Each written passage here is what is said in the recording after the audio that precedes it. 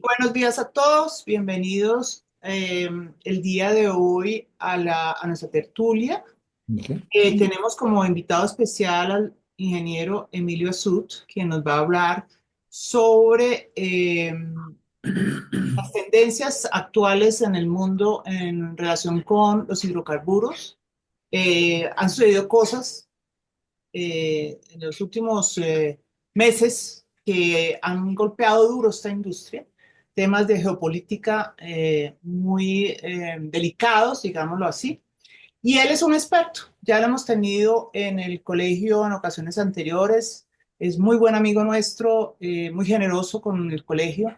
Y hoy nos viene a contar cuál es la foto hoy, qué es lo que está pasando y cuál es el futuro que se ve a corto plazo. El ingeniero Azul es ingeniero mecánico, con estudios de posgrado en administración, cuenta con más de 40 años de experiencia trabajando en empresas de servicios, cubriendo todo el espectro energético. Ha ocupado cargos como ingeniero de campo, consultor técnico, BD y gerente de región país, trabajando en empresas como Schlumberger, Landmark, hoy Halliburton y Paradigm, y se encuentra actualmente a cargo de la gerencia para la región andina de la empresa Ristad Energy. Tiene, por supuesto, una amplísima experiencia en los pormenores de los mercados energéticos globales y ha sido parte de los equipos que diseña estrategias de las empresas en la región. Obviamente, para nosotros, su colaboración y opiniones lo convierten en un referente para cualquier analista de una empresa o de una región, dada su amplia experiencia. Entonces, bienvenido, ingeniero Emilio, muchas gracias nuevamente en nombre del Colegio de Abogados y estamos listos para escucharte, como siempre, tus muy aceptados comentarios. Muchas gracias. Muchis- a ustedes muchas gracias y a ti por esa introducción. Con el tema de más de 40 años de experiencia ya me hacen sentir como que no quiero que pregunten cuántos años tengo, pero sí es verdad. Muchos años en esta industria y este año en especial se han presentado unas situaciones que desde el punto de vista geopolítico le están dando forma a nuestra industria. Justo Entonces y Julio, yo quisiera también hay que partir de una base y es que cualquier Alguien actividad está que con el eh, micrófono abierto, por favor. micrófono abierto, por favor. cotidianamente genera un impacto y eso Ah, ya, muchas gracias. Bueno, lo primero que quería era muy rápidamente decir quién es Rystad, porque a lo mejor no todos conocen quiénes somos. Esta es una empresa de consultoría y análisis en inteligencia de mercados energéticos, una empresa independiente, nacida en Noruega, con una presencia global que cubre básicamente toda la cadena de valor del universo energético, como ya lo mencioné. Tenemos presencia en cerca de 40 países en el mundo, con más de 70 nacionalidades y cerca de unos 900 empleados, de los cuales la mitad son analistas. Esto que me parece muy importante resaltarlo es como nosotros vemos lo que es el sistema energético. Si ustedes miran a la izquierda, estamos viendo todas las fuentes de energía, lo que llamamos la cosecha. Y dentro de la empresa, pues nosotros cubrimos todo esto, pero este es un mapa energético global, o sea, que incluye básicamente todo lo que son las energías renovables que están al tope, como ustedes pueden ver, solar, eólico, hidro, la geotermia, todo lo que es la biomasa, lo que es la minería del uranio, y luego estamos viendo lo tradicional, por supuesto, todo lo que proviene de estas actividades extractivas tan cuestionadas y tan necesarias, sin embargo, que todavía son la base de nuestro sostenimiento energético, por supuesto. Y luego pueden ver, si nos movemos por este gráfico hacia la derecha, cómo esas moléculas y esos electrones se van procesando a través de una cadena de valor y se van convirtiendo al final en elementos que son los que nosotros utilizamos en el día a día. Yo pongo un ejemplo un poquito, como digo yo, como pastoral, ¿no? Yo le digo a mi esposa, estamos al borde de un apagón eléctrico en Colombia, como lo vivimos en los inicios de la década de los 90. Mientras ella oprima el botón y el televisor se prenda y oprima hacia abajo el botón de la estufa y el gas salga, Nadie va a ser consciente de que esto está a punto de suceder hasta que suceda, a menos que estemos dentro de la industria. Y esto es algo que a nosotros nos va a afectar, yo creo que más temprano que tarde. Ahora, sin embargo, volviendo a este mapa energético, esto es todo lo que cubrimos nosotros en Rystad. Entonces, básicamente, ¿qué hacemos? Es importante para la presentación de hoy. Tomamos todas las fuentes oficiales de información. Por ejemplo, eso es a nivel mundial, pero por ejemplo en Colombia. Lo que publica la NH, lo que publica la Asociación Colombiana de Geólogos y Geofísicos de la Energía, la ACP, la UMME, el Ministerio de Minas, los reportes mensuales, trimestrales, semestrales o anuales de las empresas. Y en base y con base en esa información, alimentamos unas bases de datos. Y con esa información nuestros analistas proyectan el futuro. Por eso en lo que vamos a mirar tenemos no solamente lo que ha pasado históricamente hasta hoy, sino también qué estamos viendo que puede suceder hacia el futuro, porque esas proyecciones también se colocan en las bases de datos y están disponibles para investigarlas en el momento que uno así lo desee. Entonces, ¿cuál es la agenda que vamos a cubrir hoy? Vamos a mirar primero algunas tendencias en nuestro universo energético, muy influenciadas por estos eventos geopolíticos recientes, de una manera bastante drástica, por no llamarlo trágico, pero bueno, drástico sería una palabra un poco menos fuerte, aunque yo creo que nos estamos acercando a lo siguiente, dado que no se ven como vientos de calma en el horizonte, al menos en el Medio Oriente. Luego veremos una visión global de Latinoamérica y luego que creo que es de interés para todos ver qué está pasando en Venezuela, porque nos afecta, es nuestro vecino natural. Brasil, porque hoy por hoy es el gigante en la industria en América Latina y terminamos con una visión de lo que está pasando en nuestro atribulado país. Entonces comencemos con las tendencias globales, ¿no? Esto que están mirando en este momento es un mapa, lo que llamamos un mapa de riesgo dentro de Rystad, ¿sí? Si ustedes miran el nivel uno en el eje Y, ese uno es el promedio del año 2010 al 2019 de lo que llamamos el riesgo geopolítico, que fue casi una década de tranquilidad, si se puede llamar así. Y esta década comienzan pues todos los eventos como Rusia invade a Ucrania. Y ustedes pueden ver que el nivel de riesgo en nuestra visión llegó a estar por encima de 3. Se tranquilizan un poco las aguas y luego, el año pasado, esta guerra entre Irán e Israel que duró 12 días sube de nuevo el riesgo geopolítico. Sin embargo, cuando comienza nuestro año 2026, a donde estábamos viendo que el mundo iba a tener una sobreproducción de más o menos 3,2 billones de barriles de petróleo, con un incremento en consumo de solamente 0,85, e igualmente en el gas estábamos viendo que íbamos a tener una sobreproducción de unas 60 millones de toneladas de gas con un consumo de solamente 45. Esto, por supuesto, iba a ser una presión muy grande para la industria desde el punto de vista de una oferta mayor que una demanda esperada. Sin embargo, pues amanece, esto fue el 28 de febrero, y en conjunto, el ejército israelí con el ejército americano deciden eh, llevar a cabo unas acciones dentro de Irán. Y esto lo que hace es que, por supuesto, primero, la primera consecuencia muere el ayatollah, y entonces el ejército iraní comienza con una reacción de contraataque y comienzan una serie de ataques y contraataques por parte y parte. Y al final lo que pasa es que como consecuencia, este ejército revolucionario iraní decide cerrar el estrecho de Hormuz. Y al cerrar el estrecho de Hormuz, ahí sí como dicen los gringos, all heaven broke loose, ¿no? O sea, todo el cielo se nos vino encima. Porque por el estrecho de Hormuz pasa fácilmente 15 millones de barriles de petróleo por día y por ahí un tercio del volumen de gas que se transporta por mar en el mundo. Entonces, claro, este tipo de evento produjo un impacto que es mayor que el embargo del 72, el efecto de Rusia invadiendo Ucrania y la guerra de Irán-Israel del año pasado.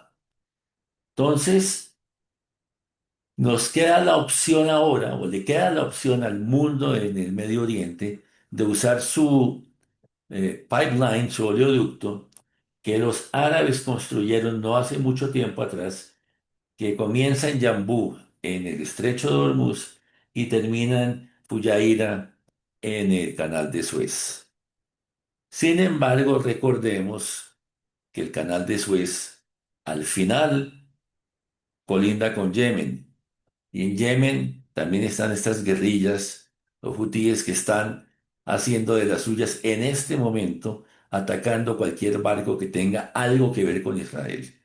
Entonces, de alguna manera, esta península arábica, que en un momento dado tenía una paz, un equilibrio muy inestable, sí, basados también con esa historia tan no confirmada de las fuentes posibles de materiales radioactivos para la generación de armas nucleares en Irán, que ha sido un tema constante de preocupación para los países occidentales, pues ha generado una tormenta geopolítica tal que para nosotros, como estamos viendo aquí, implica que tenemos una gran desconfianza de cuál va a ser la capacidad de los países árabes para proveer al mundo de su petróleo y su gas que tanto necesitamos, ¿no? Entonces, ustedes están viendo aquí en esta gráfica cuáles son los choques y cuál ha sido el impacto que estos choques han tenido en estos eventos que han sido disruptivos para nuestra industria, ¿no? Entonces, al lado de la izquierda, estamos viendo los eventos como están marcados como el embargo árabe del 72, la revolución iraní, la guerra del Golfo, la primavera árabe, la guerra de Ucrania y ahora el bloqueo del estrecho de Hormuz. Y como pueden ver, el porcentaje de pérdida que cada uno de estos eventos ha generado, ninguno es tan grande como el que se ha generado en este momento, como el que estamos viviendo hoy por causa del cierre del estrecho de Hormuz. Y al lado derecho estamos viendo, según la Agencia Internacional de Energía, cuáles son las cantidades de petróleo que se ha tenido que liberar para suplir esa demanda que no se puede suplir por el cierre del estrecho y el no permitir que estas embarcaciones tengan su curso normal, ¿no? Y como pueden ver, sin duda el mayor impacto está en la guerra Estados Unidos-Irán, ¿no? Porque estamos hablando de que cerca de 400 millones de barriles han tenido que ser liberados de reservas estratégicas.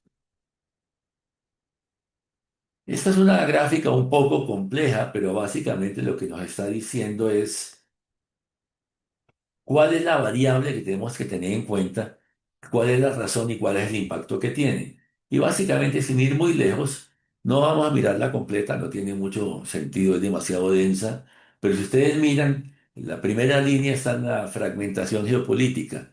¿Esto qué quiere decir? Quiere decir que también, en lugar de trabajar como una unidad, cada país está trabajando por su lado.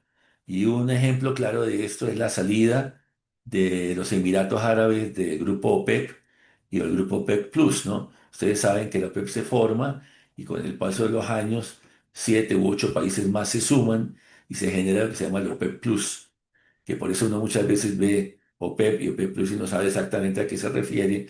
Son los países que se acogieron a formar una unidad que tuviera como unas políticas congruentes y mostrando una unidad que hoy está muy destruida y en gran parte la razón de la definición de las cuotas fue lo que llevó a los Emiratos Árabes a salir para sentirse liberados y poder producir todo lo que ellos creen que necesitan producir para mantener su economía, ¿no? Pero como ustedes pueden ver, hay una serie de variables que están incluidas, entre ellas el suministro de petróleo, el suministro de gas, la demanda de gas. Y aquí siempre es muy importante explicar la No sé si todos lo tengan totalmente claro cuál es la gran diferencia entre, digamos, el gas natural y gases como los que usábamos aquí. Yo recuerdo cuando yo era niño, hace muchos años atrás, en mi casa uno se preocupaba cuando la pipina de gas estaba vaciando porque tocaba bañarse con agua fría. Y de pronto sonaba el carro y llegaba el bendito tanque de gas que traía, en este caso no recuerdo si era metano o butano, uno de los dos, pero el tema es que estos son gases producidos en refinería. Lo que llamamos el gas natural es un gas que es producido naturalmente por las formaciones. Y hoy por hoy de mucha importancia para Colombia, porque nuestro gas natural que está llegando a través de la terminal de SPEC, que es la Sociedad Portuaria del Callao, allá en la costa Caribe, es un gas que en una unidad gasificadora se enfría y al enfriarlo se comprime en una razón de más o menos 1 a 600 y por tanto se puede traer en un buque metanero una cantidad de gas que al regasificarlo de nuevo, pues se incrementa en la misma proporción. Y entonces una manera muy eficiente de transportar este tipo de gas para nosotros. Pero de nuevo, mirando esta gráfica, quedémonos con que la fragmentación geopolítica es lo que más, es la variable que más ha causado un impacto en este estado de las cosas que estamos viviendo en este momento, ¿no?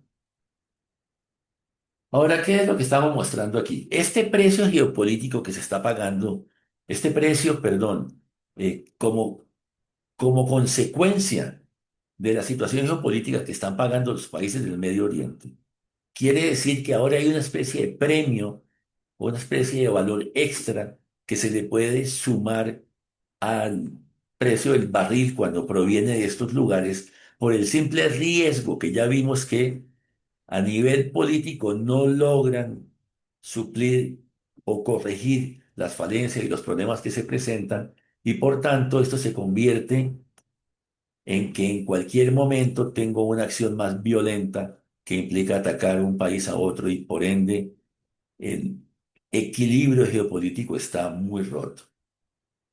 Entonces, lo que esto está haciendo como consecuencia es que está permitiendo que otros lugares en el mundo tomen una preponderancia y haya ya eh, países y mercados donde digan, hombre, está muy bien que nosotros tengamos esta dependencia del petróleo de los países árabes, pero hay otras regiones en el mundo que también pueden producir el petróleo y el gas que tanto necesitamos y nos puedan suplir esas necesidades. Y como ustedes ven en esta gráfica, aquí a la derecha, en todo lo que es sobre el Océano Atlántico, están los grandes productores que pueden entrar a suplir esa necesidad de mercado que se puede generar por estos factores y problemas geopolíticos en el Medio Oriente. Y por supuesto Brasil, Estados Unidos, ahora Guyana, Argentina, Canadá, Nigeria, como pueden ver, ¿no? En esta gráfica a la derecha. Lo simpático es que la gráfica azul oscura está hablando de las deep waters, que es básicamente todo lo que es el Prisal brasilero. Son aguas profundas. Para ellos perforar un pozo en una cama de agua de 1000 metros ya es algo de todos los días. Pueden llegar hasta 3000. Por eso cuando se hablaba de las perforaciones en el Caribe nuestro de aguas profundas, tener a un socio como lo es en su momento dado Petrobras o haber tenido la presencia de Anadarko con Occidental o cualquiera de las otras empresas como Shell que terminaron yéndose de Colombia. Desafortunadamente son empresas con gran experiencia en la extracción de estos recursos en aguas ultraprofundas. Y eso es lo que hace que ahora tanto Brasil, Estados Unidos y Guyana aparezcan en primeros tres renglones de esta gráfica al lado derecho y por supuesto entra el tema de los yacimientos no convencionales. Ahora un tema que todos los días en las redes en Colombia vemos información, por supuesto por el tema de unas elecciones tan cercanas y habiendo dos tendencias tan claras a donde una lucha porque haya una menor actividad extractiva y la otra lucha porque haya una seguridad energética garantizada para el país y parte de esa seguridad vendría por la disponibilidad de un gas que posiblemente esté atrapado en nuestros yacimientos no convencionales, ¿no? Y como pueden ver, es muy fuerte el tema en Estados Unidos. Curiosamente, el campo mayor productor para Ecopetrol es el Permian, que es un yacimiento no convencional. Ningún campo en Colombia produce más que el Permian para Ecopetrol. Y Argentina, que ahora con la actividad de Vaca Muerta, pues están desbordados, con compañías muy interesadas en invertir y generar unidades perdón, puertos de gasificación. Estamos hablando de inversiones que pueden llegar a los 10 billones de dólares y ya hay la confianza suficiente para que las empresas estén interesadas en hacer ese tipo de inversiones en Argentina. Y luego viene Venezuela, del que vamos a hablar un poco más adelante, para ver si su situación política permite que el país, desde el punto de vista energético, se recupere como debería recuperarse o no. Y al lado izquierdo, hablé de esta gráfica en el sentido contrario. Primero describí el lado de la derecha, ahora vamos a ver el lado de la izquierda. Lo que estamos viendo es el impacto en esa línea, en esta gráfica de color naranja, de lo que ha sido la situación de esta guerra entre Estados Unidos e Irán con Israel en el medio, que ha hecho que la producción de barriles por parte de este sector geográfico del mundo caiga de esa manera tan radical. Mientras los países que están en la gráfica de la derecha, que son los que están alrededor del Océano Atlántico, tienen una producción creciente sin esos temores políticos tan grandes como sí existen en el Medio Oriente. Entonces, para nosotros, hablando de gas, ¿cómo era la predicción de producción? Entonces teníamos la línea azul, ustedes están viendo en el eje Y, estamos hablando de la producción en millones de toneladas de gas natural y en el eje X, pues estamos viendo la producción por año. Como pueden ver en la línea naranja es lo que es el caso actual más la predicción hacia el futuro. Como se puede ver, hay una caída en producción y más o menos hacia el año 2030 será cuando se llegue otra vez, se lleguen a unir las dos, tanto la estimación que se había hecho antes de la guerra como la actual. Sin embargo, sí hay un gap importante, como pueden verlo ahí, que es el efecto de estas acciones militares en Irán. Pues ahora aquí viene el tema de cuál va a ser el precio del barril de Brent hacia el futuro, ¿no? Y esto es algo donde las bolas de cristal, pues hombre, están todos los días brillándose y limpiándose, porque todos los días hay que sacarlas, porque algo pasa, porque el presidente Trump dijo, porque no dijo, porque se hizo una tregua, porque se rompió la tregua.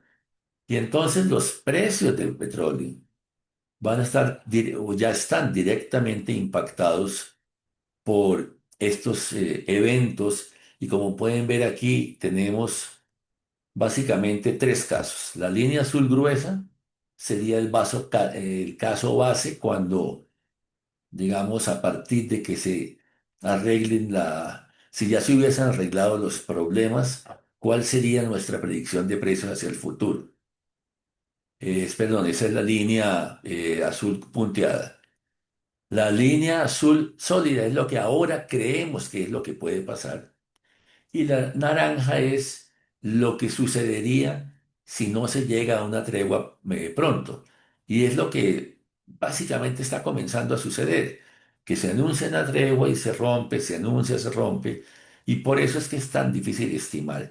Pero ustedes pueden ver que en este caso estamos llegando a pensar que el barril puede llegar a costar por encima de $175 si hay se prolonga esta situación de inestabilidad. Sin embargo, sí estamos pensando que hacia el 2027 el precio del barril se puede acercar a los $86, ¿no? Muy importante en este momento mencionar, que no sé si se tenga esa claridad, la diferencia entre lo que en petróleo llamamos recursos y reservas, ¿no? Porque los recursos básicamente es lo que uno llamaría el original oil in place, ¿no?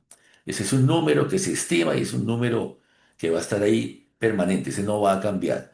Las reservas sí pueden cambiar, porque las reservas, una vez que las reservas prospectivas se vuelven contingentes y pasan a ser probables y probadas, van a tener una influencia muy grande en el precio, porque lo que yo hoy pensaba que no era económicamente viable, si el precio del barril sube, mañana puede serlo. Y por ende, entonces, si bien los recursos tienen un número fijo, las reservas dependen mucho del precio. Si las tecnologías mejoran y yo puedo extraer petróleo a un precio más económico, de forma que los break-evens se den, entonces las reservas van a cambiar. Entonces, en este caso, de nuevo, estamos viendo que la convergencia de precios hacia el 2027 estarán en el orden de los $86 por barril, mientras este año en promedio pensamos que pueden estar en el orden de los 103. Ahora, aquí viene un tema muy interesante y es que si ustedes miran esta gráfica que va hasta el año 2050, estamos diciendo que a $60 por barril, justamente lo que estábamos hablando de esa diferencia que puede existir en las reservas con base en el precio de venta del barril. Esto nos está diciendo que, si ustedes miran la gráfica, ese color ocre que va descendiendo muy rápidamente sería la declinación natural de los campos en producción. Esa línea amarillita delgada que está por encima serían aquellos pozos que ya se están perforando o están perforados, pero no produciendo. Luego viene todo lo que es el efecto de todos los sistemas de recuperación secundaria aquí en Colombia. Estamos muy avanzados en el tema. Ecopetrol ha sido muy exitoso con todos sus planes de recuperación secundaria, más o menos lo que está pasando, lo que ha pasado tradicionalmente también en Noruega. Hablo de Noruega porque Rystad es una empresa noruega y es un ejemplo también tanto para nosotros, sobre todo para Brasil, dado que la mayoría de la producción noruega es offshore, pero todas esas metodologías de recuperación secundaria que ellos utilizan les han permitido mantener su producción estable por más tiempo. Aquí estamos viendo pues lo que se consigue con los pozos infill. Luego vienen los campos que están en desarrollo, los descubrimientos, pero el pedazo que está en blanco en la gráfica de la derecha, un momento cambio aquí, solo. Este pedazo de la derecha que ustedes están viendo aquí en blanco sería el petróleo que todavía no se está buscando. Debemos tener en cuenta un detalle, que hacia el futuro muy lejano, cuando eventualmente lleguemos a un punto en el cual no se utilicen más eh, petróleo y gas como fuentes de energía, no quiere decir que no se va a usar petróleo para nada. Por lo menos habrá una utilización de unos 30 millones de barriles por día para todo lo que son los procesos petroquímicos que nos generan esta cantidad de productos tan necesarios provenientes del petróleo. Pero entonces, esto que ustedes están viendo aquí es el gas, el petróleo y el gas que no se está buscando todavía hoy, que nos hace falta para suplir las necesidades energéticas del mundo. La línea negra es la línea de demanda según la vemos nosotros y como pueden ver, hay un momento en el cual estamos viendo que la producción va a superar la demanda, pero eso va a caer, según nuestra predicción, hacia la mitad de la década siguiente. Aquí estamos viendo la misma gráfica, pero ya no por el tipo de pozo, sino por el lugar de donde provienen estas reservas de petróleo que estaríamos consumiendo en los años y décadas siguientes. Como pueden ver, de esto nuevo, la gran mayoría viene del Medio Oriente. O sea, aun cuando hay estas eh, cuestiones de geopolítica que hacen tan inestable la región, pues por supuesto va a seguir siendo el mayor generador de recursos eh, de hidrocarburíferos para el mundo, por- para el futuro que podemos ver por lo menos hasta el año 2050, que es lo que estamos viendo en este momento, ¿no? Pero lo importante es ver el efecto de los Estados Unidos, como con su fracking han logrado volver a ser grandes productores de petróleo, hoy, por supuesto, el mayor productor de petróleo en el mundo. Estamos viendo también cuál va a ser el impacto de Sudamérica. no es menor para nada, ¿no? Y el impacto va a ser importante, hay que tener en cuenta que si no tenemos unas buenas metodologías de recobro mejorado, pues también la producción en Sudamérica va a caer. Ya más adelante veremos cómo Brasil llega a un pico y rápidamente comienza a descender su producción. Estamos viendo también el impacto de Rusia, que pues a pesar de tener sus restricciones en su tubería, en su famoso tubo que lleva el gas para Europa y los europeos que han logrado salir de esta situación de una manera muy rápida para generar su energía con gas proveniente de otras latitudes, pues igual Rusia sigue siendo un gran productor y lo tenemos en nuestras gráficas porque así debe ser. Y si aquí miramos la misma gráfica, lo que estamos viendo es cuál es la gran contribución que va a tener el offshore hacia, hacia el futuro. Nosotros tenemos aquí el offshore deep water y lo que llamamos la plataforma, que es básicamente toda la producción del offshore que no está en las aguas ultraprofundas. Y también muy importante ver cuál es la gran influencia y la gran contribución de los hidrocarburos provenientes de yacimientos no convencionales. Aquí está lo que llamamos otros onshore y de nuevo el gap que se muestra aquí, que nos hace falta para poder suplir necesidades del mundo en las décadas siguientes, ¿no? Y este es un mapa que nos muestra un poco cómo es el riesgo geopolítico en el eje X contra la producción esperada de incremento en el eje Y. Como ustedes pueden ver, en este lado verde, que es el lado donde queremos estar, pues está básicamente los yacimientos no convencionales americanos, está Brasil, Guyana, Argentina. Venezuela es una incógnita. Si ustedes miran el periódico El Tiempo de hoy, salió un reportaje sobre cuáles son los cambios estructurales que no han sucedido en Venezuela, más allá de una apertura a la industria petrolera, básicamente a la industria americana. Chevron nunca salió de Venezuela, BP está regresando, Eni es una empresa italiana que también ha permanecido en Venezuela durante todos estos años de crisis. Pero ustedes pueden ver cómo aquí estamos viendo que los grandes productores, como Arabia Saudita, los Emiratos e Irak, tienen un alto riesgo, y Kuwait, que produce un poco menos, pero está dentro de esta gráfica de alto riesgo geopolítico. Y eso es lo que le da una gran preponderancia a todas nuestras reservas en nuestros países vecinos. Colombia, pues veremos qué sucede en los siguientes 4 años, si vamos a volver a explorar o no. Eso es una incógnita que resolveremos muy pronto. Vamos a hacer una visión de lo que vemos para Latinoamérica. Esta es una gráfica que parece compleja, pero es fácil de entender.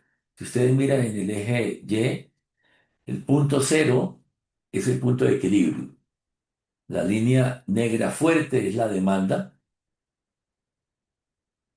Todo lo que está en gris hacia arriba es el escenario de producción.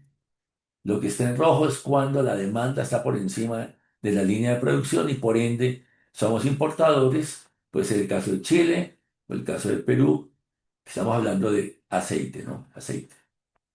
Entonces, y lo que sobra por encima de la línea negra, lo que está en gris, por ejemplo, en este caso en Brasil, sería lo que está disponible para exportar. Como ustedes pueden ver, aquí la línea de Brasil sube y hacia mediados de la década siguiente ya comienza a bajar de una manera muy drástica. Por eso en Brasil están desesperados para ver si les aprueban la exploración y explotación en el Amazonas, hacia el Ecuador, que es algo que es muy polémico porque pues todas las comunidades, digamos, ancestrales están luchando para que esto no suceda. Ya les dieron luz verde, no sé a la final qué irá a pasar, pero Brasil sí está viendo qué tiene que hacer para poder sostener su producción más adelante del año 2035. Argentina, pues en un momento fue importador y ahora con todos los efectos de vaca muerta, más allá de toda su producción anterior que también le permite que tenga algo que pueda exportar, Chile netamente importador. Venezuela, pues aquí tenemos un upside, un escenario que ustedes están viendo en este color gris oscuro, que se daría en la medida en que las políticas así lo permitan, porque de no ser así, pues tendremos la línea gris más clarita. Y aquí, en cuanto a su capacidad de exportación, los volúmenes serían los que están marcados en esta área verde oscura. Sin embargo, el upside es muy importante, pues porque todos sabemos que Venezuela tiene unas reservas enormes, el país número uno del mundo en reservas petroleras, ¿no? En Colombia, pues está la incógnita, ¿no? De nuevo, pues nosotros estamos viendo una producción en caída, como lo pueden ver aquí, la línea gris va hacia abajo continuamente, y nuestra capacidad de exportación llegará a un punto en el cual ya nos convertiremos en netos importadores. Este es el panorama que se ve a hoy. Insisto, todo podría cambiar en 2 semanas, no sabemos, pero a hoy ese es lo que estamos viendo. De hecho, si tenemos algo de tiempo, les muestro cuál es la visión que tenemos nosotros. Si hay un triunfo de un gobierno diferente al que tenemos hoy y cómo vemos que podría incrementarse la producción en los años futuros en el país. Perú, pues es un neto importador de fluidos de petróleo. Ecuador, pues que se ha vuelto un país tan polémico desde el punto de vista de la estabilidad política y la estabilidad desde el punto de vista de la violencia que se vive en el país. De hecho, el famoso campo aquel del ITT, que hubo una votación el año pasado, no recuerdo si fue a comienzos de este, y el pueblo en sí decidió que separara la producción de estos campos. Eso no ha sucedido porque donde eso suceda, Ecuador se vuelve un importador más rápidamente de lo que está mostrado en esta gráfica. Y Guyana y Surinam, por supuesto, son las nuevas joyas de la corona dentro del espectro suramericano, con ese boom que tienen los dos países, el incremento en su producción, primero pues Guyana, pero Surinam también viene atrás, aprovechando los descubrimientos en la plataforma del Caribe oriental sudamericano, y por no incluir a Colombia dentro de este grupo, porque todavía, desde el punto de vista de los yacimientos que se están tratando, hay mucha más similitud y mucha más continuidad entre Trinidad, Surinam y Guyana que lo que puede haber al lado del lago de Maracaibo y por supuesto el Caribe colombiano. Esto es lo que pasa con el gas. El anterior, repito, esto es aceite, esto es gas, ¿no? Y aquí la figura es un poco diferente, obviamente. Argentina con Vaca Muerta pues está volviendo muy importante en el espectro sudamericano. Para que tengan una idea, hemos tenido la fortuna de ser quienes están ayudando a la provincia de Neuquén en esta última oferta de 15 áreas que en este momento está teniendo lugar en Argentina. Argentina tiene una manera política de manejar sus cosas a donde las provincias son bastante independientes. Vaca Muerta está localizada en la provincia de Neuquén y por eso es Neuquén directamente quien hace estas asignaciones de áreas a las empresas interesadas, ¿no? Brasil, pues, buen productor de aceite y no tanto de gas, siempre está sufriendo con sus necesidades, por ende sigue siendo un importador. Ahí hay eh, unas tuberías que están disponibles, que era cuando Bolivia exportaba el gas para Brasil y también exportaba algo a Argentina. Están viendo cómo se revierten las direcciones de estos tubos. Bolivia pues está en una clara tendencia, aquí se puede ver una clara tendencia en caída en su producción, todavía tiene algo de superávit para poder exportar y sus, obviamente, mercados naturales son Argentina y Brasil. Argentina que en el norte, pues todavía Neuquén queda un poco lejos del norte, algo de gas se importa en Argentina, pero pues con Vaca Muerta, seguramente con el tiempo, en la medida que se vaya generando una red interna de gasoductos, pues no dependerán ya más de este gas boliviano para nada, ¿no? Perú, pues con su proyecto de camisea sigue siendo un exportador neto, Como pueden ver, hay una caída hacia el final de la década siguiente. Y Colombia, pues es la incógnita, ¿no? Vamos a verlo con más detalle, pero este piquito que ustedes están viendo aquí, ya les comento desde ahora, que es la entrada en operación de Sirius. Cuando Sirius, que todavía no tiene una decisión final de inversión, todavía no hay un FID en Sirius porque no se han terminado las consultas previas. Cuando entra en operación, nuestro estimado es que no logrará suplir las necesidades de Colombia para que volvamos a ser autosuficientes desde el punto de vista del gas. Seguiremos dependiendo en parte de importaciones una vez que Sirius entre, ojalá hacia finales de esta década o muy a comienzos de la siguiente. Como pueden ver, Trinidad y Tobago, por supuesto, con una gran producción de gas como tiene hoy, que va cayendo en la década siguiente.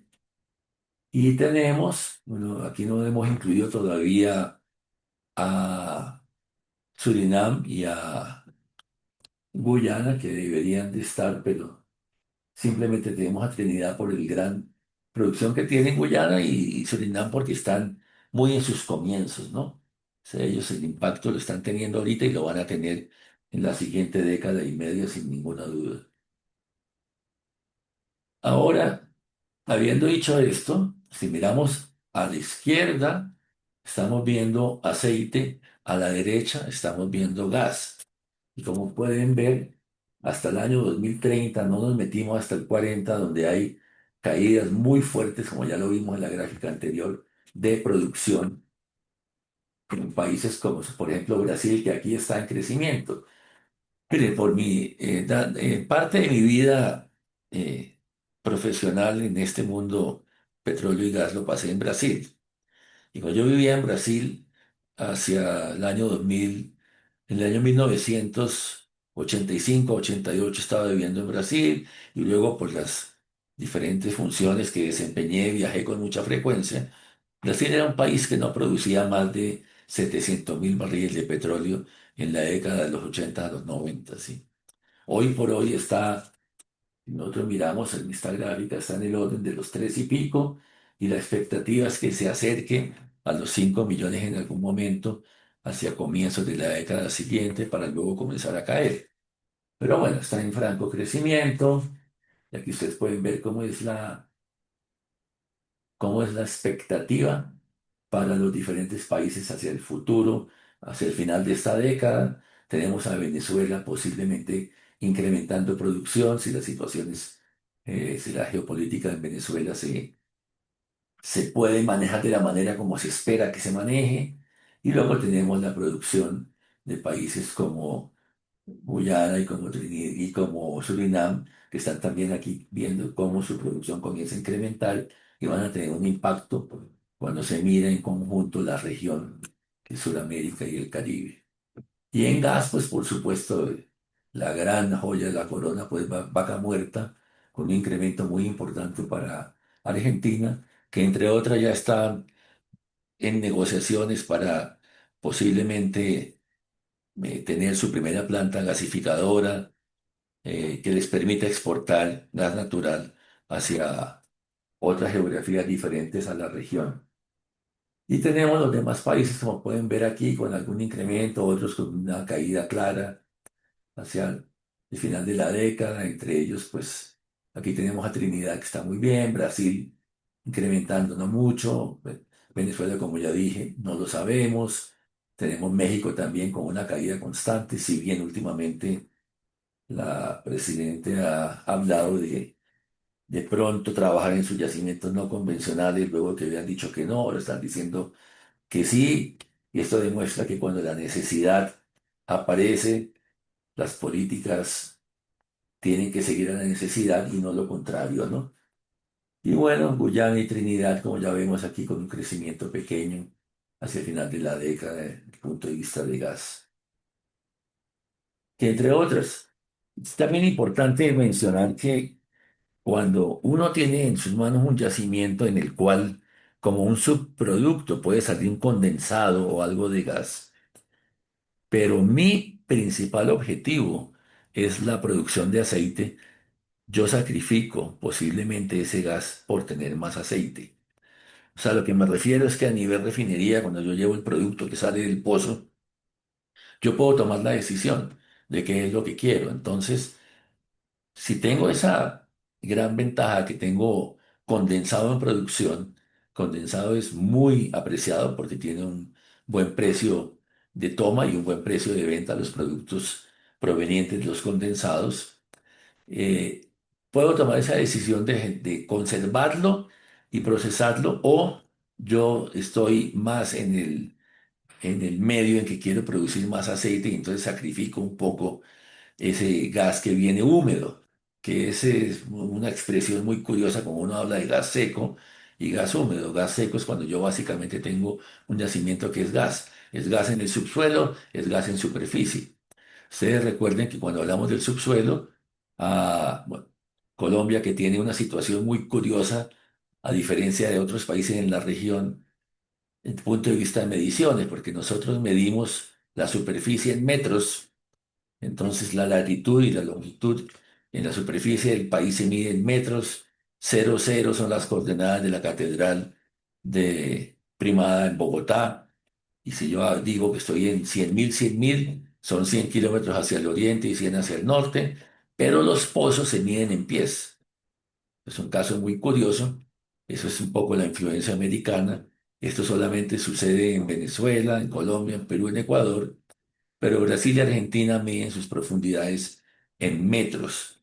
Nosotros tenemos esa característica. Entonces, si yo tengo un yacimiento a donde estoy buscando hidrocarburo, una profundidad no muy profunda, que puede ser en el orden entre los 6 y 8.000 pies, 2.000 metros aquí en Colombia, la presión que tengo es tal que aquello que está en el fondo es líquido. Cuando estoy hablando de un condensado, por supuesto. En la medida en que comienza a subir por la tubería y llega a superficie, ese condensado se convierte en gas. Y esa es básicamente la razón por la cual tiene ese nombre tan curioso de condensado. Y que permite a la compañía que sea la propietaria de ese activo y de qué decisión tomar con respecto a cómo lo quiere procesar. Aquí estamos viendo básicamente a lo largo de los años la historia del 2010 al 2025 y la proyección hasta el 2030 de cuál es el CAPEX que se ha alocado dependiendo de cuál sea el tipo de yacimiento con el que estemos hablando. Y ustedes pueden ver que este verde oscuro, que es el other onshore, cuando hablamos de otro onshore, no incluye los yacimientos naturalmente fracturados. Entonces, todo lo que es el fracturamiento está aquí colocado en rojo, mientras los yacimientos naturales están en verde. El agua, los que son yacimientos en aguas poco profundas están en azul claro o celeste, y lo que está en aguas profundas pues está en azul oscuro. Y si nos acercamos más hacia nuestra década, podemos ver que una gran parte de la inversión, por supuesto por Guyana y por Brasil, se va hacia yacimientos de aguas profundas, y con el incremento de la operación en Vaca Muerta, una gran parte se está yendo hacia yacimientos no convencionales. No sabemos qué irá a pasar en Colombia, si el día de mañana hay un diferente gobierno y se aprueba el trabajar en yacimientos no convencionales, cuáles serán los problemas en superficie que se presentarán por la reacción que puedan tener las comunidades que viven sobre esos yacimientos en el Magdalena Medio. Y en cuanto a inversiones, aquí estamos viendo por país cómo serían estas y también en cuál es el tipo de yacimiento que estamos hablando. Por ejemplo, Brasil, por supuesto, su gran mayoría de inversión será en aguas profundas. De hecho, cuando Petrobras salió de Colombia, de sus yacimientos onshore, lo hizo porque el propósito fue enfocar todo su esfuerzo y todo su CAPEX en yacimientos en aguas profundas en Brasil. Inclusive en Brasil mismo, Petrobras básicamente vendió todo lo que tenía en tierra o casi todo para enfocarse básicamente en Santos y en Campos, ¿no? Y por eso ahora este verde que ustedes están viendo aquí podría fácilmente ser la influencia que pueda tener los esfuerzos sobre el eje ecuatorial que está teniendo en este momento Petrobras tratando de conseguir que la aprueben, lo que ya había mencionado yo, la exploración en esas cuencas, un tema muy polémico porque pues en la mitad del Amazonas y bueno, hay todos los grupos ambientalistas que por supuesto tienen su gran influencia. En Argentina, pues la inversión enorme, Vaca Muerta, los demás países una mezcla, y Venezuela, pues este pedazo, que es el upside que se está considerando, en la medida en que, geopolíticamente hablando, pues se permita eh, una reactivación del país, cambien un poquito las condiciones más de lo que han cambiado hoy, que como ya mencioné, no ha sido un gran cambio, que solamente ha favorecido básicamente a compañías que ya están o compañías americanas, ¿no? Ya lo veremos más adelante. Aquí vemos cómo todo lo que son las mergers and acquisitions a lo largo de los años, cómo han sido la dinámica de estos movimientos. Aquí fue cuando Chevron adquirió Hess en Guyana y en este año pasado hubo una serie de movimientos importantes. Este año también, y como pueden ver, pues mucho de esto tiene que ver con todas esas inversiones que están teniendo lugar en Argentina con Vaca Muerta. Y creo que la siguiente gráfica, pues aquí no nos están mostrando, perdón un segundo, porque estaba esperando encontrar aquí, debo tenerlo un poco más adelante, las inversiones hechas por Infra, que es Prime Infra, es la empresa filipina que está entrando por primera vez, una empresa de esta parte del mundo en operaciones en América Latina con la compra de los activos de Sierra Col. Básicamente todo lo que era propiedad de Carlyle lo vendió a Infra. Y eso es muy bueno para Colombia porque Infra no es una empresa que haya sido conocida por comprar para engordar y vender.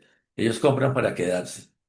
Entonces puede ser como la punta de lanza para inversiones en América Latina con su primer objetivo y su primer lugar de inversión en Colombia.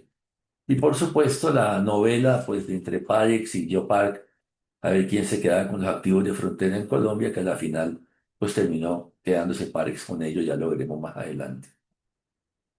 Y en este momento lo que estamos hablando es sobre qué yacimientos estarán dándonos ese crecimiento en producción hacia el 2030. Y como ustedes pueden ver, de estos 15 yacimientos, que son aquellos que van a dar ese incremento en producción a nivel global, en verde está lo que es Sudamérica, en este color como verde ocre está lo que es el Middle East, y lo que es azul, un azul raro, lo llamaría yo este color, es lo que se está previendo que sea la producción incremental en Estados Unidos.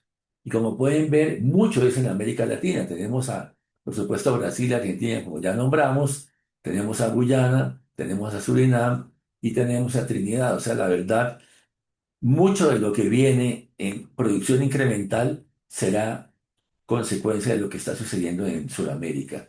O sea, hoy por hoy nosotros somos en el mundo energético de, visto desde el punto de vista de los hidrocarburos, una región de muchísimo interés. Tristemente Colombia no está considerada ahí por ahora. Y entonces, cuando estamos pensando en break-even costs, en precios de break-even, dependiendo de la faja de precios de venta, como ustedes pueden ver entre 20 y 40 o 40 y 60, aquí se puede ver la inversión que se está generando, que se está haciendo para a nivel mundial, a nivel global, cómo ha sido ella en diferentes momentos y cómo será en la década siguiente, cómo es en la década actual, cómo fue en la anterior. Y como pueden ver, estas inversiones, si miramos a Sudamérica, era muy poca la inversión en la década, al inicio del siglo, y cómo ha ido incrementando y cómo seremos nosotros un área de gran inversión hacia el futuro. Para nosotros que estamos en el medio no es un secreto que los hidrocarburos traen progreso, porque traen inversión, traen desarrollo, traen generación de empleo. Y eso es algo que es innegable, eso se puede ver a nivel global, cuál ha sido el impacto que este tipo de políticas ha tenido. Por eso yo soy amigo de los hidrocarburos y espero que tengamos un gobierno que de alguna manera estimule una nueva exploración en el país para que volvamos a ser un país muy fuerte en exploración como lo hemos sido en las décadas pasadas, ¿no? Ahora, lo que había comentado yo de la influencia que tiene el precio del petróleo en lo que son no solamente las inversiones, sino lo que son reservas producibles, ¿no? Como ustedes pueden ver, un incremento del barril que pase de los valores que estábamos viendo antes de la guerra a los valores que podemos estar viendo proyectados hacia un futuro muy cercano, incrementa el ingreso para todos, ¿sí? El CAPEX se incrementa, pero el government take se incrementa también.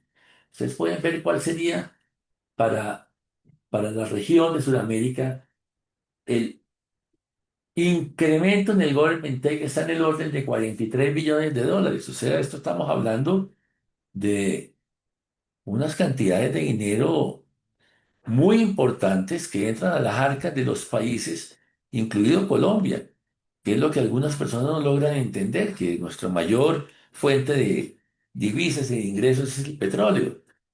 Entonces, bueno, aquí lo pueden ver cuál es el impacto que este incremento está teniendo para las arcas de los países que tenemos aquí representados. Si el precio del petróleo subiera y se mantuviera, ¿no? En $100, hacia el futuro ustedes pueden ver cuál es la diferencia entre el high case, que es el que llamamos high, el que tiene, que está relacionado directamente con un precio de 100, contra el tradicional, que sería el caso donde no tengamos ese incremento causado por factores externos. En este caso estamos pues obviamente enfocados en la guerra del Medio Oriente. ¿Cuál sería el incremento en producción? Y estamos viendo que sería muy importante, ¿m? Porque estaríamos nosotros adicionando más de 2 billones de barriles de petróleo a la disponibilidad de oferta global, ¿no? Como región en Sudamérica.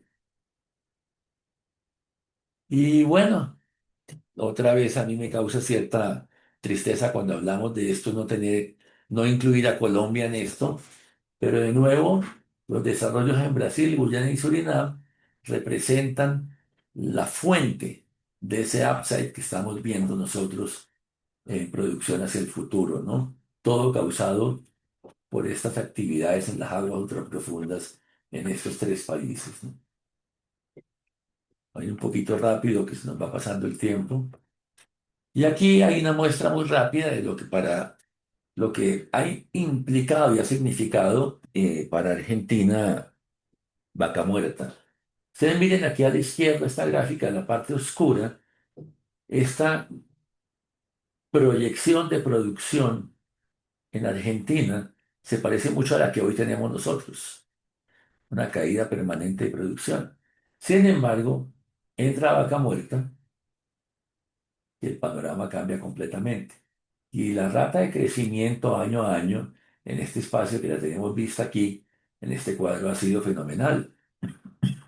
45, 50, 26, 27 y 31. Crecimiento de producción por año. Y ese es el caso donde el petróleo se mantuviera haciendo $100 por barril, el incremento aún mayor de producción que tendría Argentina. A donde miren, aquí ya nos están pasando por lejos a nosotros. Colombia va a terminar 2026 con cerca de 710.000 barriles de producción, un poco por debajo de lo que tenemos en este momento porque no hay reemplazo de reservas y estamos viviendo básicamente de los esfuerzos de recuperación secundaria y terciaria que estamos aplicando en el país. Pero Argentina va para arriba y estos nombres que ustedes ven aquí son los nombres de las unidades gasificadoras que están proyectadas para entrar en operación en los años siguientes para permitir a Argentina exportar sus volúmenes adicionales de gas a través del mar. Y eso ya está cerca de firmándose el país para que esto se haga una realidad, ¿no? Vamos a mirar a Venezuela. Esta gráfica, lo más importante que tiene, que ustedes deben tener en cuenta, es que aquí fue cuando sacaron a Maduro. Y fíjense que este color azul, que eran las exportaciones a China, pararon inmediatamente, ¿no? Ya no hay exportaciones a China. Básicamente, las exportaciones están yendo a India y otros países en la región. Ustedes pueden ver el impacto tan drástico, ¿no? De un mes a otro pararon las exportaciones de petróleo venezolano a China. Y como pueden ver, la producción venezolana está en el orden entre 800 a 900 mil barriles por día, ¿no? De un pico de 3 millones que tenían en décadas pasadas, ¿no? Pero muy importante, repito y resalto, fue que saliera Maduro para que se terminaran las exportaciones a China. Entonces se pone uno a pensar cuál es el propósito de Trump de sacar a Maduro. ¿Traer de nuevo la democracia a Venezuela o hacer que las empresas americanas tengan una actividad mayor y por ende frenar las exportaciones a China? Gran pregunta. Sin embargo, Sinopec sigue operando en el país vecino, ¿no? Entonces, ¿cuál es el caso base que nosotros teníamos antes de la intervención de los Estados Unidos en enero? Teníamos un caso base donde la única compañía que estaba operando era Chevron y cómo iba cayendo la producción a lo largo de los años, ¿no? Por debajo, por supuesto, del millón siempre. Y cómo esto en febrero interviene pues, los Estados Unidos y las expectativas cambian. Y cómo en abril con compromisos que comienzan a tomar compañías como Chevron, Eni, BP y demás, hay todavía un upside mayor que puede llevar a que la producción hacia el 2030 se acerque al millón y medio de barriles por día. Esta gráfica de la izquierda demuestra qué es lo que estaba pasando, cómo se comenzó a recuperar un poco. Esto ha sido por políticas que han permitido que Chevron, básicamente porque Chevron es quien ha mantenido producción con PDVSA en Venezuela, cómo llegan a ese nivel un poco por encima del millón y cómo habría un incremento con volúmenes provenientes de descubrimientos y con la producción incremental de los campos existentes, si toda la infraestructura de superficie pudiera ser reparada de alguna manera que hoy está en una situación deplorable, lo vamos a ver en esta siguiente gráfica, ¿no? Mucha gente me pregunta, oye, ¿por qué Venezuela no puede ahora, ya no está Maduro y con la intervención americana, pasar rápidamente a producir 3 o 3,5 millones de barriles por día, como estaba en el pasado? Bueno, porque las instalaciones de superficie no existen, básicamente están totalmente destruidas. Y aquí ustedes pueden ver, para llegar a ese plan de los 3 millones de barriles, que no se conseguirían sino hasta bien entrada la siguiente década, ¿cuáles serían los montos de la inversión requerida, no? Estaban invirtiéndose 36 billones en el pasado, para llegar a 1,1 millones tocaría invertir unos 17 más. Si queremos rápidamente llegar a 1,4, 14 billones más.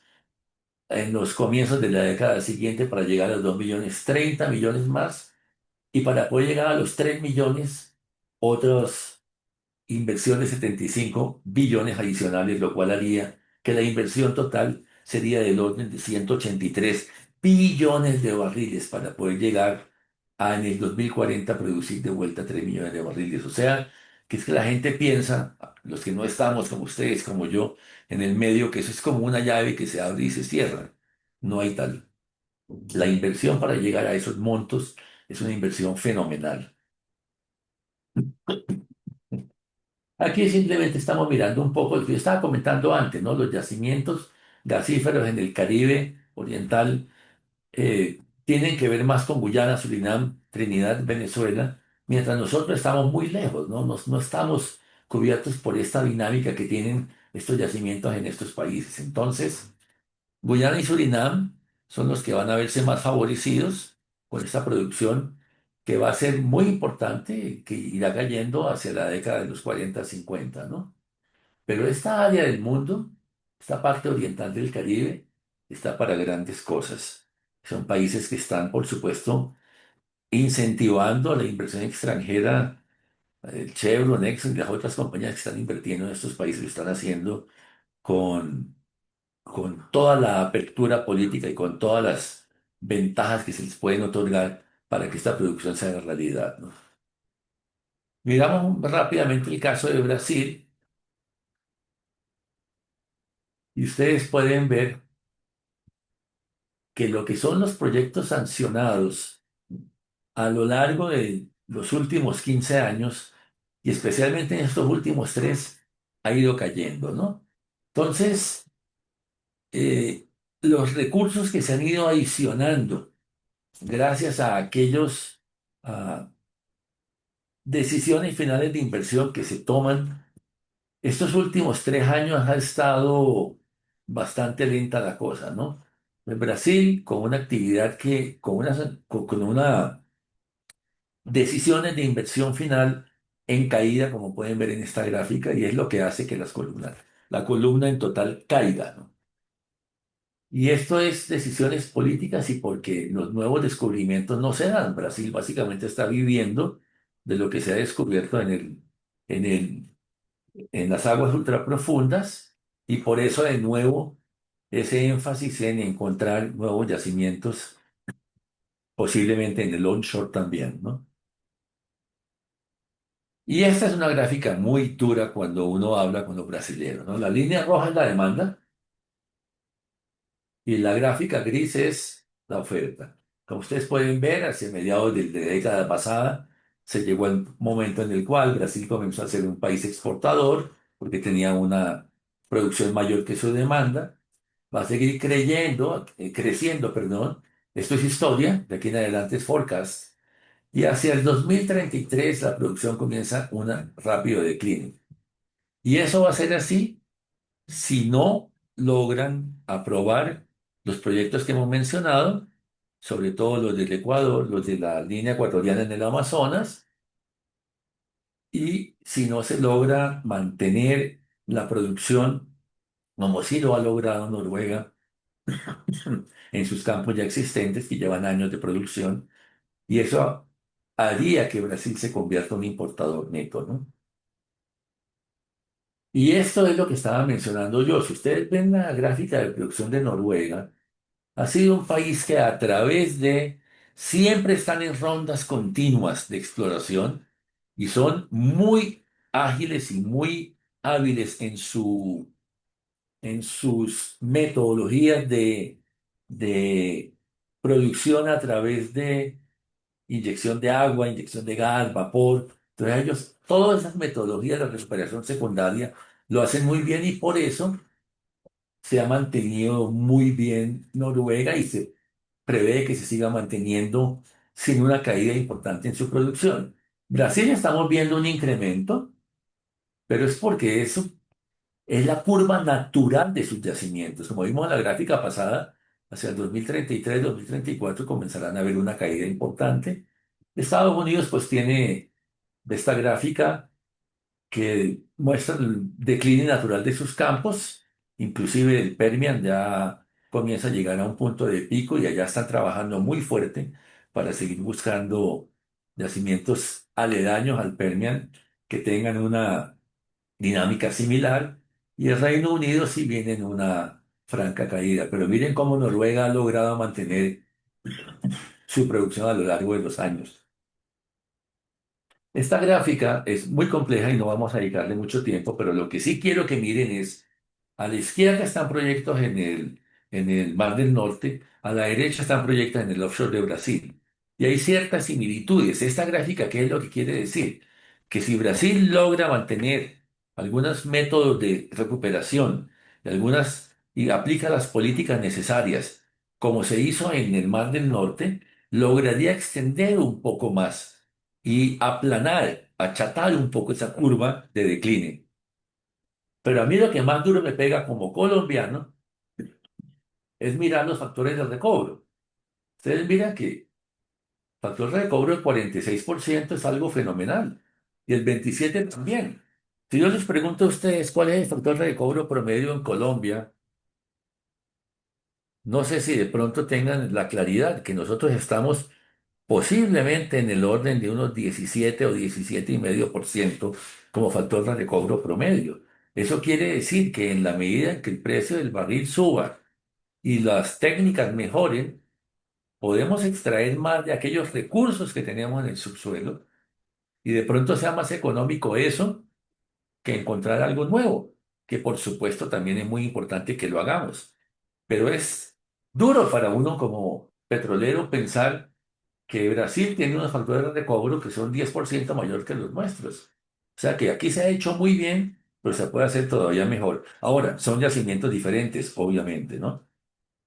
Esto no es tanto la habilidad del ser humano para extraer o no esos recursos que están en el subsuelo. También tiene que ver con el tipo de yacimientos que se tienen y lo fácil que puede hacer o no extraer esos recursos. Teniendo en cuenta que Colombia es un país y Ecopetrol es una empresa que ha sido muy eficiente en ese tipo de trabajos de recuperación a través de técnicas secundarias y terciarias, ¿no? Aquí estamos viendo cómo el famoso campo el primer descubrimiento que fue el famoso tupí, allá en la década de los 90, a finales de los 80 en Brasil, cómo tiene su caída en producción y cómo todo lo que es el pre-sal es lo que le está dando a Brasil esa opción de estar acercándose a los 5 millones de barriles, ¿no? Y el onshore en Brasil es muy pequeño. La actividad que se concentra básicamente en los estados de Belén, Sergipe, Alagoas y Bahía. Yo tuve la oportunidad de trabajar, es muy bajito, ¿no? Básicamente la gran producción de Brasil, de Petrobras, está en las aguas ultraprofundas, ¿no? Bueno, aquí de nuevo una comparación, y que quiero pasar a Colombia porque el tiempo se nos está acabando, pero mostrar cómo lo que en Noruega pasa, lo podrían hacer también en Brasil. Miremos el caso de Colombia.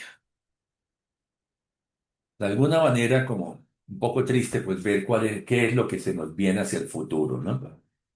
Estamos viendo que con las políticas actuales, esta es la producción que tenemos, esta verde clarito sería lo que está bajo desarrollo, lo verde oscuro nuevos descubrimientos, pero como pueden ver es muy poquito comparado con lo que sería el grueso de la producción nacional.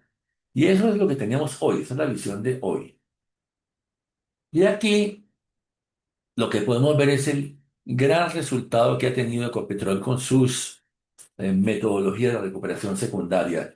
El total de la barra es producción y la parte azul reflejaría lo que es producción a causa de esas políticas y a esas metodologías de recuperación secundaria.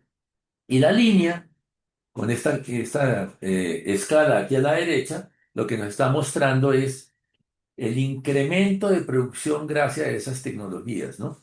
Y es muy interesante, Colombia es de alguna manera un referente a nivel mundial en recuperación secundaria. Por eso cuando decía que los factores de recobro son bajitos, no es porque no estemos haciendo lo que toca, es por el tipo de yacimiento que nosotros tenemos. Pero de nuevo, tengan ese número en mente, 17% del factor de recobro promedio en Colombia. Ahora, aquí viene la actividad de M&A, por supuesto está la adquisición de lo que ya comenté yo, de los activos de Sierra Col, de mano de Carlyle pasados a Infra, y también está, en este caso, no está aquí explícitamente escrito, pero también se incluye eh, la influencia de la compra de los activos de Frontera por parte de Padix, ¿no? Estábamos comentando que la adquisición de Prime es la primera vez que un país del sureste asiático invierte en, en Sudamérica. Y como pueden ver, si partimos de esto entre Ecopetrol, Independientes y otras, estas independientes que están aquí ya expandidas, la influencia en Sudamérica no es despreciable, el 49% de este monto está reflejado en América Latina y Colombia es un país importante, o lo ha sido. Lo que sí está pasando es que cada vez hay menos empresas en Colombia y por ende, cuando alguien piensa en un crecimiento orgánico en el país, pues es muy difícil porque las políticas no lo permiten. Un crecimiento inorgánico, pues básicamente los movimientos ya se han hecho, ¿no? A menos que Geopark saliera a vender lo que tiene, que no creo, porque con la influencia de los Gilinski, ellos quieren meterse en Venezuela y no van a vender lo que tienen en Colombia. Infra con su inyección de capital en Sierra Col no van a vender próximamente. Dudo que Parex tenga cualquier proyecto de venta. Quién sabe qué pasa con Gran Tierra, con Maure y con las demás, pero cada vez el número de compañías disponibles en Colombia para pensar en merger o acquisition pues, es cada vez menor, ¿no? Si nosotros miramos en esta gráfica, aquí a la izquierda está todo el movimiento en la región, a la derecha el movimiento de producción en Colombia. Y ustedes ven que esta unión de Parex con los activos de frontera ya la coloca aquí dentro de la región como una compañía importante en producción. Aquí en Colombia pues tenemos Parex, tenemos Sierracol como la segunda, Yopar la tercera, Canacol con todos sus conflictos y problemas, pero ahí están consiguiendo seguir para ver si logran respetar los contratos que tienen. Luego tenemos Gran Tierra, Perenco, Tecpetrol y Arroz son las compañías independientes que tenemos en esta gráfica. Y logran entrar de colombianas, pues entró Sierra Cola aquí en el gran espectro sudamericano y por supuesto pues está el caso de frontera con Pálex, ¿no? Y aquí el tema muy polémico del gas, ¿no? Si nosotros miramos qué es lo que está pasando con el gas en Colombia, pues básicamente lo que estamos diciendo es que nosotros importamos gas desde hace mucho tiempo, desde ya casi no 9 años atrás, pero las importaciones de gas para el consumo esencial, que es industrial, transporte y hogares, comenzó hacia finales del 24 y estamos cada vez incrementando más esa dependencia de gas importado, tanto que ahora ya no hablamos de autosuficiencia, ahora hablamos de seguridad energética y nos asusta, ¿no? Entonces aquí el tema es cómo los precios se han incrementado de una manera radical, tanto así que si mañana entra Sirius en operación, va a estar muy posiblemente en la faja de los 10 u 11 dólares por cada pie cúbico de gas, y eso va a hacer que esté de pronto parecido a precios internacionales, ¿no? Que ustedes pueden ver cuál es la faja de lo que es el mercado secundario en Colombia y cómo esta línea tendiente a crecer si uno la mira de esta manera, pues en los precios de 4 y 5 dólares por barril, nunca más lo volveremos a ver, ¿no? Eso es algo que ya no va a suceder. Y aquí estamos viendo cuál sería como el futuro dependiendo de nuestra producción nacional y los proyectos que pueden traer en operación. Entonces aquí tenemos el proyecto por Buenaventura, es una locura, pero ya está con FID, está marchando bien. El proyecto de Bahía, el proyecto de Ballena, el proyecto de Coveñas. El proyecto de Ballena y me gusta mucho, es el proyecto de TGI, donde ya tienen la aprobación de la ANLA, ya tienen la aprobación de OCOL, ya tienen la aprobación del ministerio.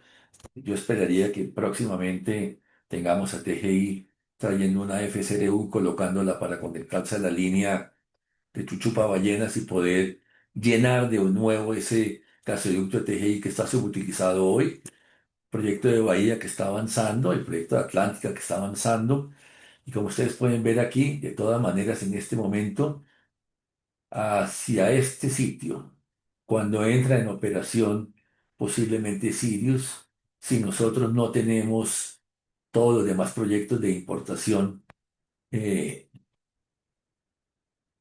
andando, si todas las consultas previas se han concluido, si los proyectos ya están en operación, tendremos un apretón importante.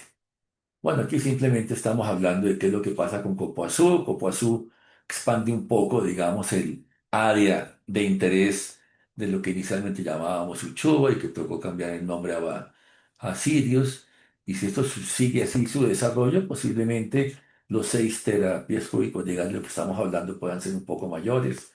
Aquí simplemente mostrando cuáles son todos los otros campos donde hemos operado en Colombia y que desafortunadamente pues las empresas se fueron mucho por temas políticos y también por temas de consultas previas y falta de aprobación de los proyectos y oportunidades que se van, que no vuelven, aunque en el futuro pues las áreas están ahí y podrán ser exploradas en algún momento.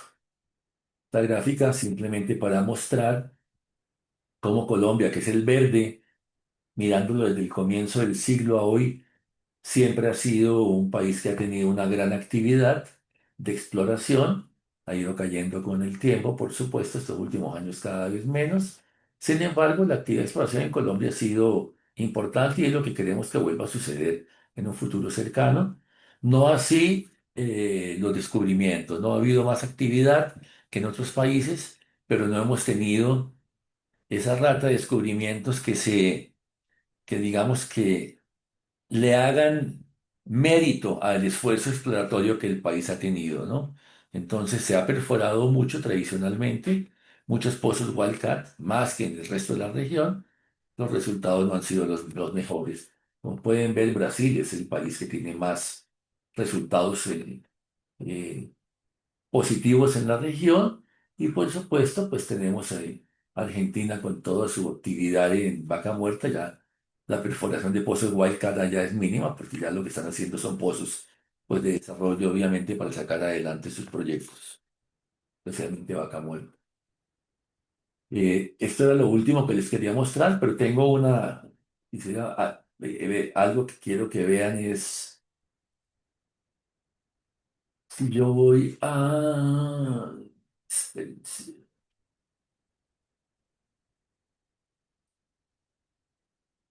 Nosotros tenemos aquí algo que llamamos AskMeister, que es como nuestra inteligencia artificial. Y si yo le pregunto,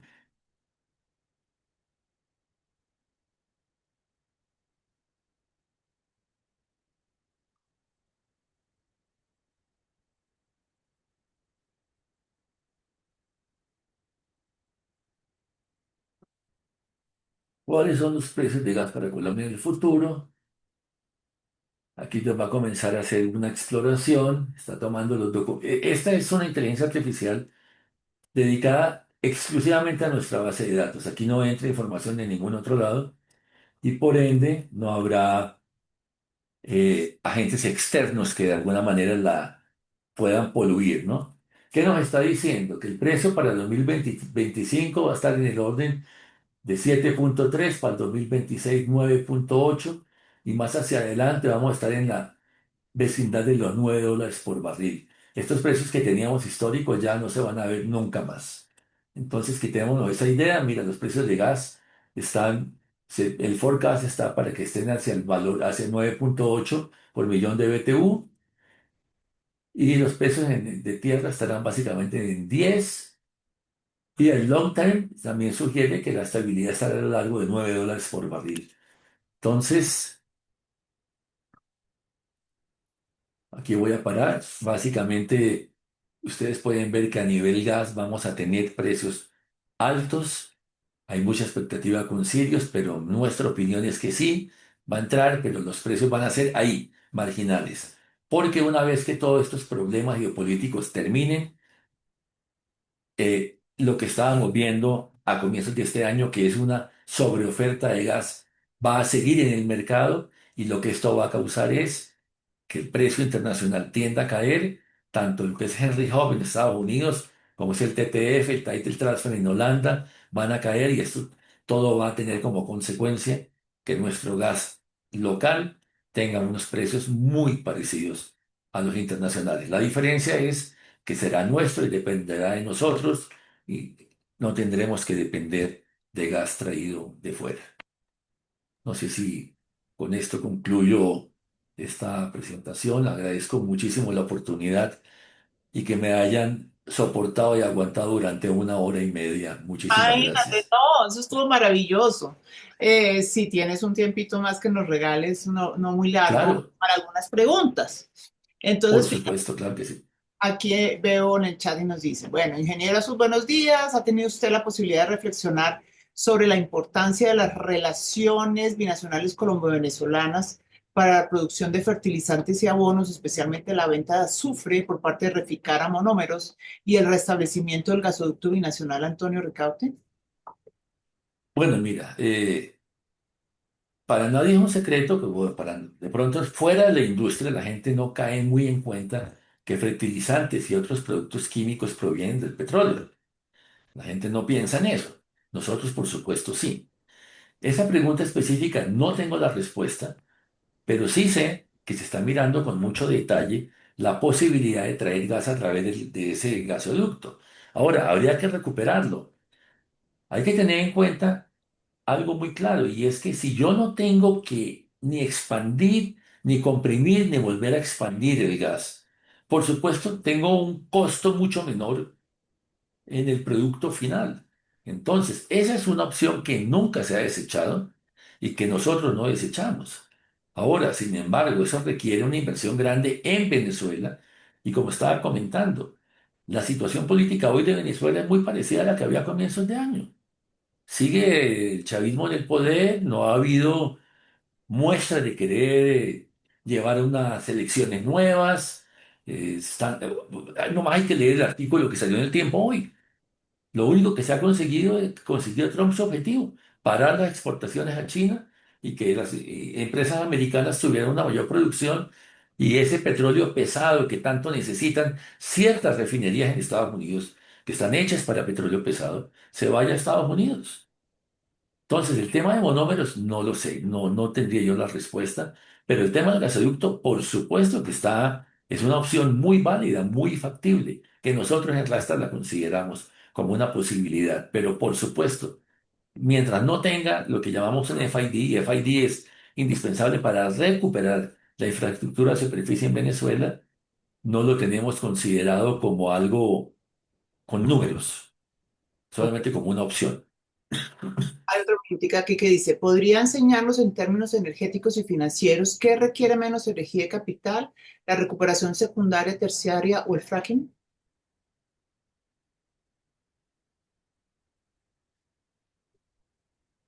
Bueno. La recuperación secundaria y terciaria es algo que ya venimos haciendo. O Ujú. sea, no tengo una respuesta, digamos, de la empresa. Estoy pensando cómo responder a esa pregunta. Ya lo venimos haciendo y somos muy eficientes en eso, como ya lo vieron en las gráficas.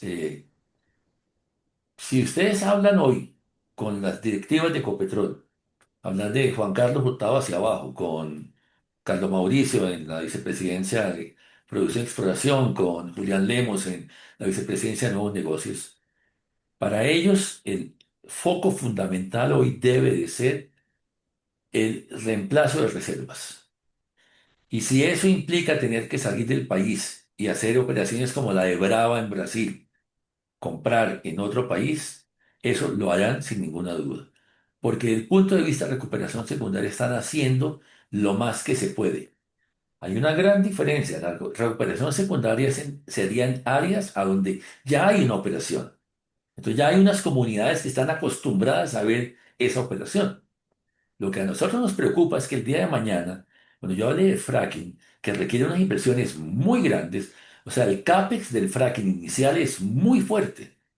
Si esa fuera la pregunta, el CAPEX es violento inicialmente y los márgenes del fracking, ustedes saben que son pequeños. O sea, en el fracking, si la operación no se hace de una manera eficiente, termina saliendo lo comido por los servidos. Es más cara la operación que el beneficio. Pero el problema en Colombia es un problema estructural de superficie. El día de mañana, a ver, el fracking en Vaca Muerta está en la provincia de Neuquén, en un lugar para los que hayan ido que está para en La Pampa, alejado. Neuquén no es una provincia muy poblada, entonces de alguna manera no hay un impacto en superficie que afecte a las comunidades. Si hay un impacto en superficie, obviamente las arenas que se tratan, la cantidad de arena que hay que manejar en una operación de fracking es muy grande, y eso a pesar de que en los últimos 10 años se ha mejorado la tecnología de tal manera que hoy por hoy es mucho más eficiente y más limpio de lo que era hace 10 años. Pero en Colombia estas operaciones serían en el Magdalena Medio, donde hay comunidades ahí colocadas. Y ese sería, en mi opinión, el factor más importante, el cómo hacer el manejo de las comunidades para que se permitan estas operaciones de fracking. Mientras la recuperación secundaria y terciaria se hacen yacimientos que están en producción, a donde ya la comunidad está acostumbrada a ver el trabajo, a ver los camiones, a ver el manejo de las tierras, eso ya lo están viendo. Entonces, ese sería para mí mayor escollo que puede tener el fracking en Colombia. Ok, aquí sí es una preguntita mía. Yo te diría con eso que nos contaste sobre Venezuela, que no se puede incrementar la producción, digamos, a corto plazo por la pérdida que han tenido su infraestructura de superficie. En el caso nuestro, si tuviéramos un cambio de política pública, ¿qué tanto nos podríamos nosotros demorar en incrementar nuestra producción? En volver a hablar por lo menos del millón de barriles. Es que la diferencia entre Colombia y Venezuela es que en Venezuela la infraestructura desapareció. Les voy a contar una historia, si me dan 2 minutos. Sí, En claro. una reunión con Felipe Bayón, estoy hablando hace 3 meses atrás, estábamos con el presidente de Rystad y Felipe dice que tenía un amigo, y bueno, ustedes saben quién es Felipe Bayón, está hoy de presidente de Geopark, fue presidente de Ecopetrol, un ejecutivo de un nivel de reconocimiento total, o sea, cuando él dice algo, no está cuchicheando algo que no conoce, ¿no? Un gran amigo de él dijo, yo quiero conocer de viva voz lo que está pasando en Venezuela. Y cuando volvió le dijo, por finalmente ya sé cómo lucen las válvulas por dentro, los tubos por dentro. ¿Cómo así? Porque la gente se ha robado todo y lo que no se ha robado, lo que es tan pesado que no se lo pueden llevar. Entonces desmantelaron todo. Entonces la persona esta dice, conocí cómo era el equipo de superficie por dentro, conocí las entrañas del equipo de superficie. Eso es para dar una idea del estado actual de la infraestructura de superficie en Venezuela, que no es el caso de Colombia. En Colombia nosotros ya tenemos una infraestructura, no hay un vandalismo, hay atentados contra los oleoductos y tal, pero no ha existido ese vandalismo sistémico de las últimas 2 décadas en Venezuela.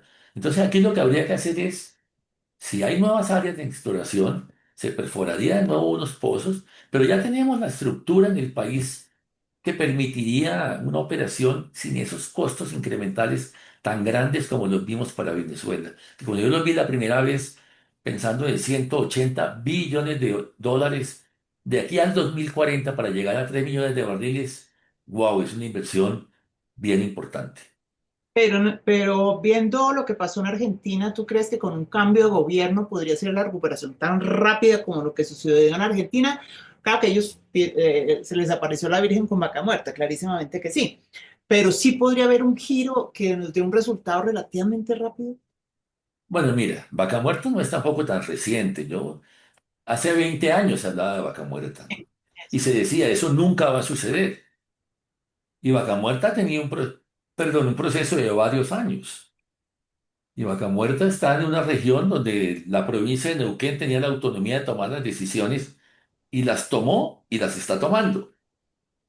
Ahora sí, la infraestructura ha sido costosa, pero para que te hagas una idea, en Sirius estamos hablando, números preliminares, yo como petrofísico siempre me pregunto cómo han hecho estos estimados, pero bueno, 6 terapias cúbicos de gas.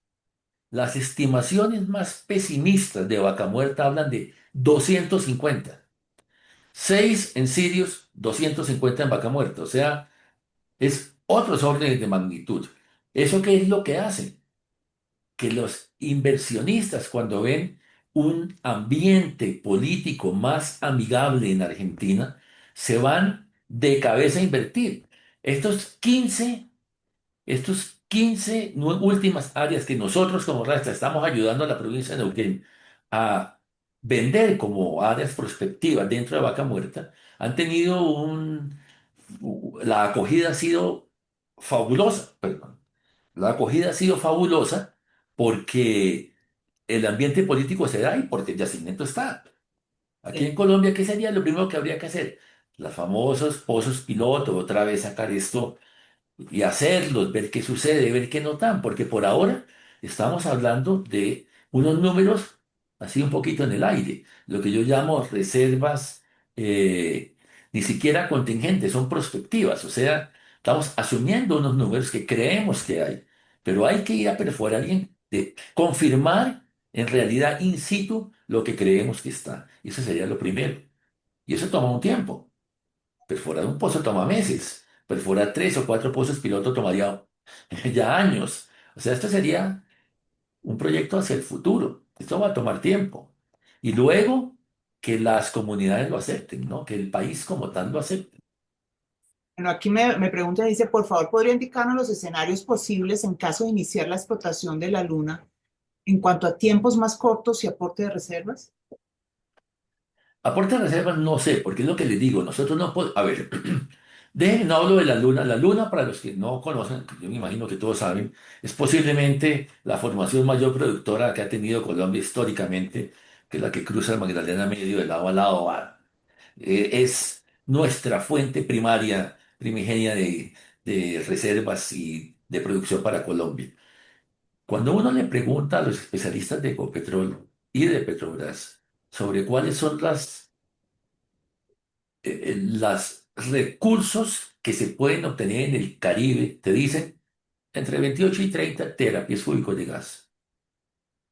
Y yo pregunto, ¿y cómo saben? O sea, ¿cómo hago yo para tener un estimado de ese nivel si no tengo los pozos perforados que me dan la posibilidad de hacer esas estimaciones? Repito, yo soy petrofísico de formación, mi trabajo históricamente dentro de la industria, antes de que por ser viejo ya me volvieran gerente, yo técnicamente trabajaba como petrofísico.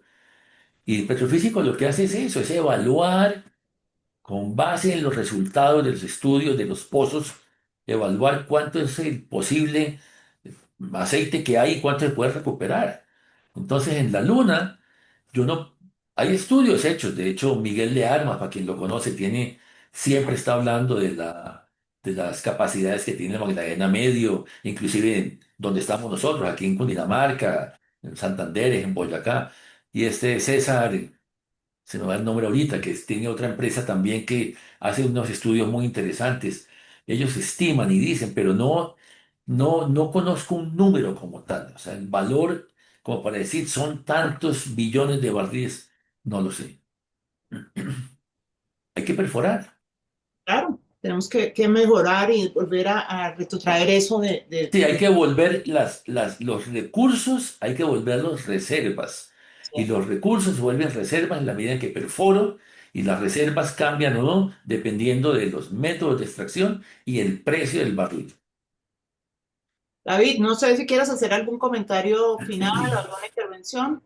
No, pues básicamente, no, Emilio, agradecerte por la generosidad de tu tiempo, el conocimiento que nos pone aquí a pensar a todos.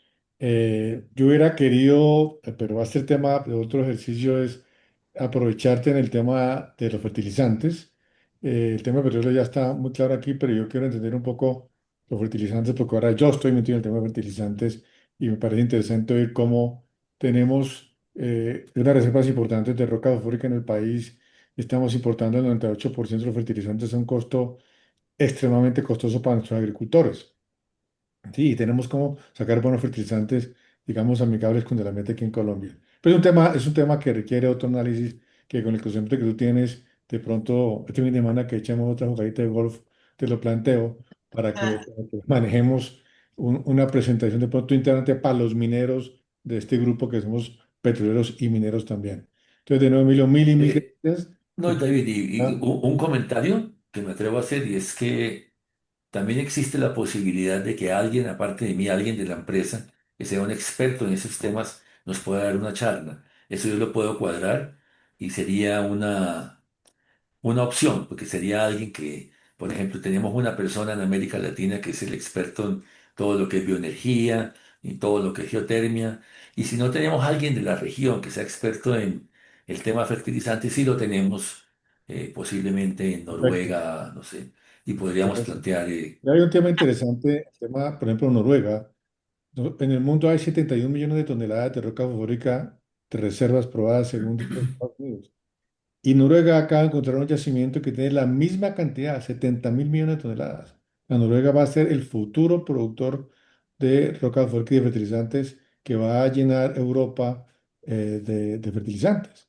Entonces, eso es un tema para analizar mucho para Sudamérica y para nosotros, ¿sí? Entonces, es un tema bastante interesante. De nuevo, Emilio, mil y mil gracias a todos ustedes que nos acompañaron hoy en el colegio. Les agradezco muchísimo, espero que les haya gustado, como siempre, con sus eh, proyecciones de bola de cristal de Emilio le dan a uno pensando Lo que que- sí, lo que sí, lo que sí quedamos, David, fue muy envidiosos de todos nuestros vecinos, de los señores de Surinam, de Sí, Argentina, sí, es todos increíble. están en los gloriosos y nosotros seguimos Bueno, dolorosos. Entonces confiemos en que la era cosa... importante esto hoy para lo que nos va a pasar el 21. Muchas Exacto. gracias. Hasta luego. Hasta luego. Muchas gracias a todos, muy amables. Adiós. Adiós.